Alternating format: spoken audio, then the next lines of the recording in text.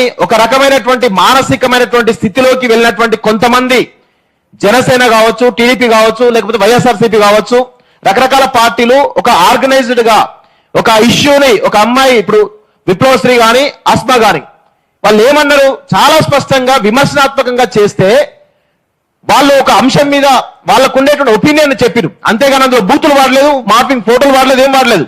కానీ దానిని వీళ్ళందరూ కూడా ఏమన్నారు, మొత్తం శ్రీనిధిని మొత్తం మార్పింగ్ చేసి అది చేయడము.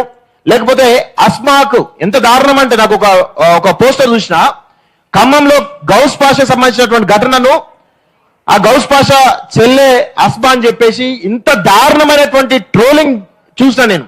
అది చూసిన తర్వాత అరే ఎక్కడున్న మన సమాజంలో గింత ఉన్మాదులను తయారు చేస్తున్నారు ఆ పార్టీలు. వీళ్ళందరూ పొలిటికల్ పార్టీలకు సంబంధించినటువంటి వాళ్ళు, అదేవిధంగా కొన్ని సంస్థలు ఏవైతే ఉన్నాయో వాళ్ళకు సంబంధించిన వాళ్ళు మాత్రమే, భావజాలకు సంబంధించిన వాళ్ళు మాత్రమే ఇలాంటి ట్రోలింగ్ చేస్తున్నారు. ఇది కూడా ఆర్గనైజ్డ్ గా జరుగుతా ఉంది.